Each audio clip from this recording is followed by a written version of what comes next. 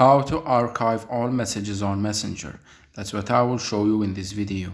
But before we begin, make sure to subscribe to the channel and ring the bell to get notified whenever a new video is uploaded. With that said, let's get started. So go ahead and open up Messenger and log into your account. And say, for example, I wanted to archive all of these conversations right here. What I can do is I can click and hold on one of them, and when the menu list appears, I just click on archive, and I do the same to the others. And unfortunately, this is the only way to do so right now. There's no way like to archive all of them at once or in one click or in mass. You need to do this one by one. And once you do that, if you want to find them, you can click on the profile icon at the top left of the screen, then click on archive chats, and you will find them right here. So that was it for this video. That's how you can archive all of your chat or conversations or people in Messenger.